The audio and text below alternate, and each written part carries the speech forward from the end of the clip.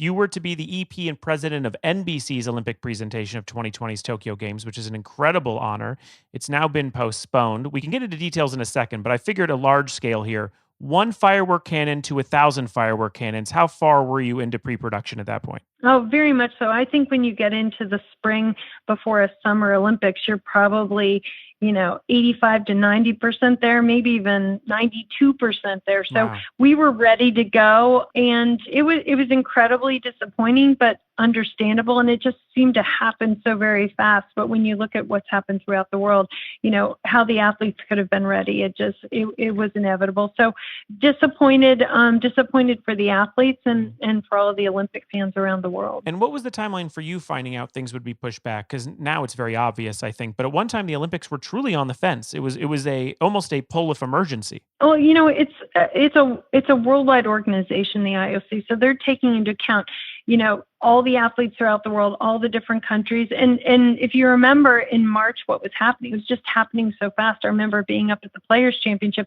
One day we're playing golf, and the next day we've canceled, for the foreseeable future. So, the IOC was taking all that into consideration. But once you saw what was happening the world over, it really was inevitable. And now I assume you are deep in the adjusting phase, in what has to be the most challenging part for you. What is the thing that's the hardest? I mean, just the easy question. What's the hardest for you now? The hardest part is the wait, but I do think the anticipation now for the Olympics is gonna be even greater. I mean, the Summer Olympics it's the greatest event, I think, in sports. And now we're going to have the world coming together next July for the first time, since this pandemic. So really, it's the reemergence of this global community together in Tokyo.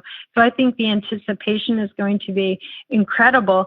On an NBC scale, I find it exciting, energizing, and terrifying, the fact that we're going to be producing 2 Olympics within 6 months. Because when we close the Tokyo Olympics, we have 180 days until the Beijing Winter Olympics. Man. And we have a Super Bowl in there the first weekend on NBC. So you can see where this is something we haven't done. ABC used to do 2 Olympics in every year, but it wasn't quite on this mammoth a scale as we do these days with cable television. But there's something kind of fun in parallel paths. One day, from one meeting, I'll be going through the Beijing, minute by minute schedule, and then we turn to, the Tokyo venue plan. So in the course of a day, you never know what you're going to be doing. Yeah. So to me, that's energizing, but also we got a lot going on between now and February 2022. Well, is this starting from scratch in certain cases, or did the pre-prep help you for this new date? I mean, that's what I was wondering. Yeah, definitely.